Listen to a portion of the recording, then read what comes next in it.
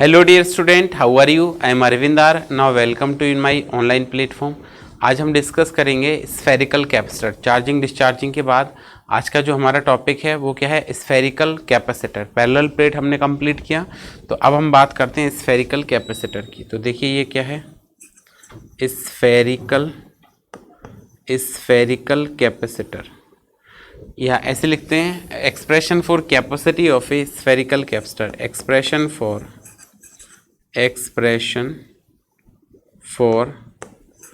capacity of spherical capacitor। expression for capacity of spherical capacitor। आपको क्या करना है? स्फेरिकल कैपेसिटर की कैपेसिटी के लिए फॉर्मूला टाइप करना है। So expression for capacity of spherical capacitor. So देखिए, we consider a spherical capacitor. हमने क्या किया यहाँ पे?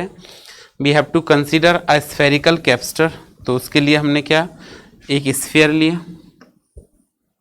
ठीक है। इनसाइड दिस स्फीयर हमने क्या किया, यहाँ पे एक और, इसके अंदर एक और स्फीयर लिया इस तरह से, ठीक है। These are the two spheres, ठीक है, having radius R1 and R2। ये इनर स्फीयर है, इसकी रेडियस हमने R1 कंसीडर कर ली, और ये आउटर स्फीयर है, इसकी रेडियस हमने R2 कंसीडर कर ली, ठीक है। फिर देखिए, now when this sphere is connected to ground, यहाँ पे इसको हमने क्या, ग्राउंड टू कनेक्ट कर दिया, ग्राउंड से कनेक्ट कर दिया। Potential of ground become 0। Inner sphere जो है इसको हमने पॉजिटिवली चार्ज किया एक्सटर्नल सोर्स से, ठीक है। एक्सटर्नल सोर्स से एक नोब कनेक्ट कर दी। नोब के थ्रू हम क्या करेंगे, इस पर चार्ज ट्रांसफ़र कर सकते हैं। तो नोब के थ्रू ये चार्ज ट्रांसफ़र कर सकते हैं हम आगे इस पर, इस तरह से, ठीक है। ये आपका हो गया नोब के, ठीक है। यहाँ से इसको चार्ज दिया तो क्या फेनोमेना होगी, यहाँ पे इलेक्ट्रोस्टैटिक इंडक्शन की फेनोमेना होगी। और इलेक्ट्रोस्टैटिक इंडक्शन से इनर सरफेस जो है उस पर क्या होगा, अपोजिट नेचर चार्ज इंड्यूस्ड हो जाएगा। तो इस पर नेगेटिव चार्ज इंड्यूस्ड हो जाएगा कुछ इस तरह से। ये नेगेटिव चार्ज इंड्यूस्ड होना इस पर शुरू हो जाएगा। तो ये इनर स्फीयर जो है उस पर नेगेटिव चार्ज इंड्यूस्ड हो जाएगा, ठीक है।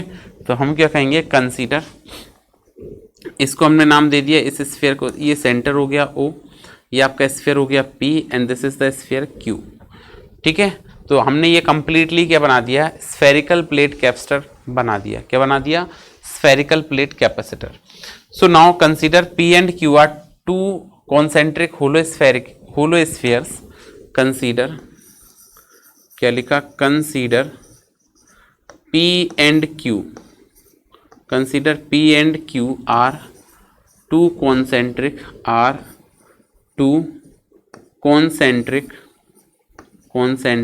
होलो spheres, consider P and Q are two concentric hollow sphere, concentric hollow sphere having radius R1 and R2, having radius R1 and R2। क्या बताया? Consider P and Q are two concentric hollow spheres having radius R1 and R2। फिर when plus Q charge is given to sphere P, when plus capital Q charge is given, plus capital Q charge is given to sphere P, is given to sphere, plus capital Q charge is given to sphere P, then by phenomena of electrostatic induction,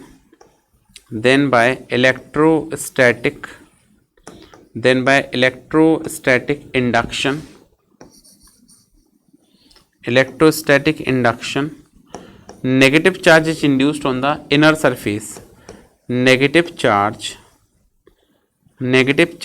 is induced on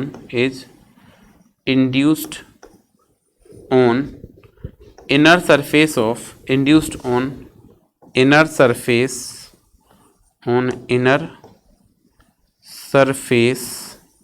of negative charge is induced on inner surface of sphere q and outer surface is grounded.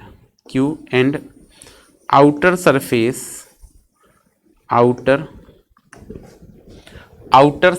is grounded. outer surface is grounded.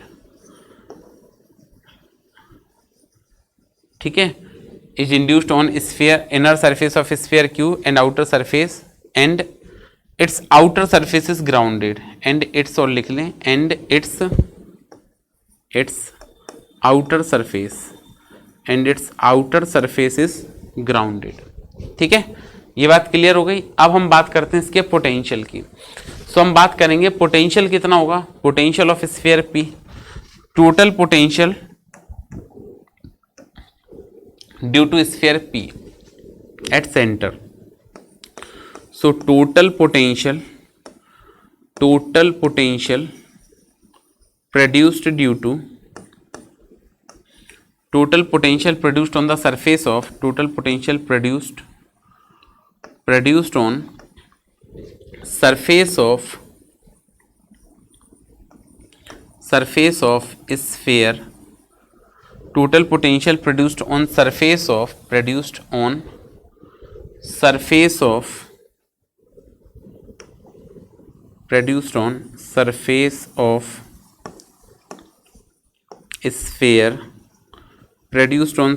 of sphere P. तो P पर total potential कितना होगा. तो हमने लिखा Vp is equal to V1 plus V2. V1 plus V2 से मतलब है कि टोटल जो पोटेंशियल प्रोड्यूस्ड होगा वो एक तो खुद के चार्ज के लिए पोटेंशियल आएगा, एक इसके स्वयं के चार्ज के लिए पोटेंशियल आएगा, और एक पोटेंशियल किसके कारण आएगा. Inner surface of sphere Q. इस पर दो पोटेंशियल आएंगे. जो P है, P जो हमने बनाया है यहाँ पे, ये स्फीयर P हो गया. तो सपोज दैट ये स्फीयर P है, तो एक तो इस पे पोटेंशियल जो आएगा वो इसके चार्ज के कारण आएगा, इस चार्ज के कारण पोटेंशियल आएगा एक तो. ठीक है, एक तो इस चार्ज के लिए पोटेंशियल आएगा इस पे, और दूसरा पोटेंशियल जो आएगा वो ये सरफेस इसके आउटर है, इसके बाहर है, तो इसके बाहर जो सरफेस है इसके लिए भी पोटेंशियल आएगा. मतलब इस पर दो पोटेंशियल आएंगे. एक तो आएगा ये P हो गया और ये Q हो गया. एक तो इस चार्ज के लिए पोटेंशियल आएगा इसकी सरफेस पे, और एक इस जो नेगेटिव चार्ज है इसके कारण पोटेंशियल आएगा. जो नेगेटिव चार्ज है ना आउटर सरफेस पे, उसके कारण भी पोटेंशियल इस पे प्रोड्यूस्ड होगा. तो हम क्या कहेंगे, total potential V1 plus V2. तो हम इसको लिखेंगे V1 को क्या लिखेंगे, तो हमने लिखा Vp is equal to V1 को लिखेंगे due to own surface KQ by R1. ये तो हो गया ड्यू टू ओन सरफेस, स्वयं की सरफेस के कारण.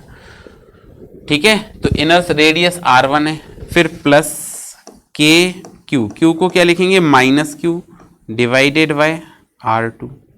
इसको हम सॉल्व करेंगे फाइनली. तो ये कितना आएगा, तो ये आएगा आपका, इसको हमने जब सॉल्व किया तो हम देखेंगे कि ये पोटेंशियल कितना प्रोड्यूस्ड होगा.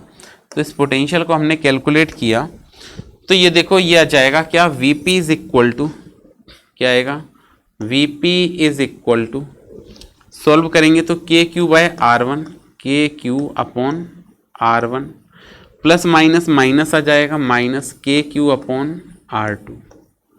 ठीक है, क्या कॉमन आ रहा है इसमें से, KQ कॉमन आ रहा है. क्या कॉमन आ रहा है, KQ. तो हमने लिखा Vp इक्वल टू KQ, इसमें से कॉमन ले लिया, 1 upon R1 minus 1 upon R2. इसको हमने कर दिया सॉल्व. तो Vp की जो वैल्यू आएगी वो आ जाएगी क्या, KQ, और एलसीएम ले लेंगे यहाँ पे, तो ये बन जाएगा क्या, R1, और इधर बन जाएगा R2. तो ये हो जाएगा R2 माइनस का R1. ये बात क्लियर है. अच्छा, अब ये तो हमने P के कारण पोटेंशियल ले आए, किसके, due to sphere P. So ये हो गई आपकी इक्वेशन नंबर फर्स्ट. अब potential due to sphere Q की बात करें. सो हमने टोटल पोटेंशियल कैलकुलेट किया ड्यू टू स्फीयर Q. तो total potential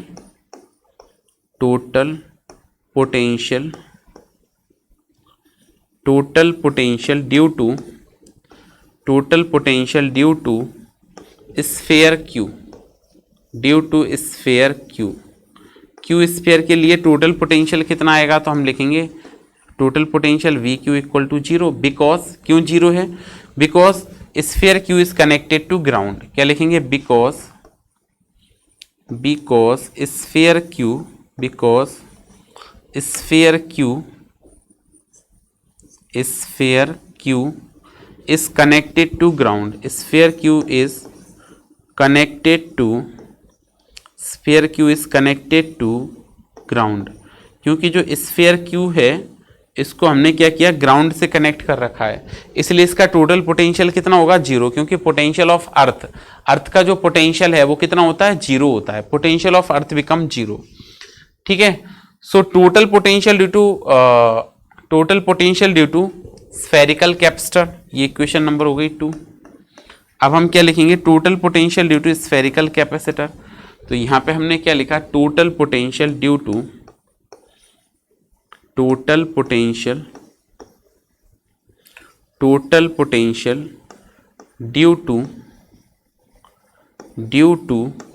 spherical capacitor,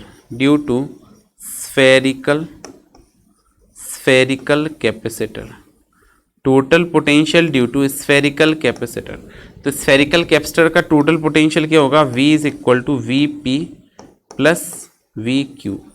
now put value of V P and we Q from equation first and second. तो हमने लिखा put value of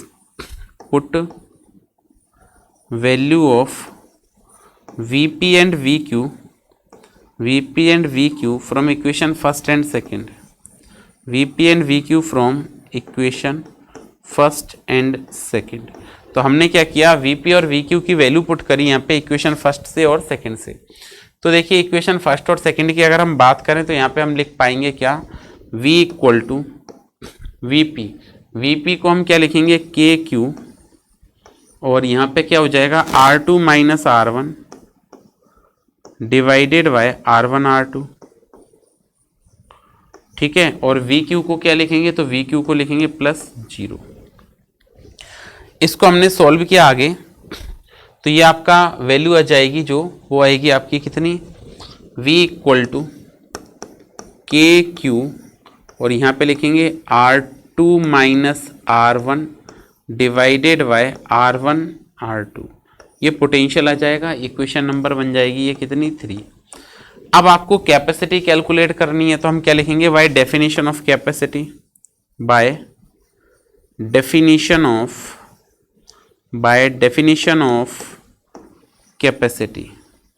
capacity की डेफिनेशन से हम क्या लिख सकते हैं, तो हमने लिखा by definition of capacity, by the definition of capacity हम इसको लिख सकते हैं, C इज इक्वल टू क्या, Q upon V। Now put value of V from equation number 3। तो यहाँ पे हम क्या कर रहे हैं, V की वैल्यू पुट कर देते हैं थर्ड इक्वेशन से। तो हमने लिखा put value of V from equation 3। Third equation से यहाँ पे V की वैल्यू पुट कर देंगे तो ये क्या आएगा, C is equal to Q divided by K Q upon into R2 minus R1 divided by R1 R2। ठीक है, अब देखो यहाँ पे ये क्या होगा, एक Q से Q कैंसिल हो जाएगा। तो हमने यहाँ पे क्या किया, एक Q से एक Q कैंसिल कर दिया, और ये C इक्वल टू बनेगा क्या, 1 अपॉन K को क्या लिखेंगे, 1/4 पाई एप्सिलॉन नॉट, और इसको हम क्या लिख देंगे, R2 minus R1 divided by R1 R2, ये लिख देंगे। आगे देखिए इसका सॉल्यूशन क्या बनेगा, तो इसका सॉल्यूशन बनेगा आपका, ये थर्ड रेशो से ऊपर चला जाएगा, तो C इज इक्वल टू ये बनेगा क्या, 4 पाई एप्सिलॉन नॉट, और ये जाएगा क्या, R1 R2 divided by R2 minus R1। This is the capacity of spherical plate capacitor. Condition है कि जो R2 है ना वो ग्रेटर देन होगा किससे, R1 से। So this is the capacity of spherical plate capacitor, C equal to 4 pi epsilon naught R1 R2 upon R2 minus R1। If dielectric medium is placed between the plates if dielectric medium having value epsilon r, dielectric medium having value epsilon r is placed between the spheres of between the sphere of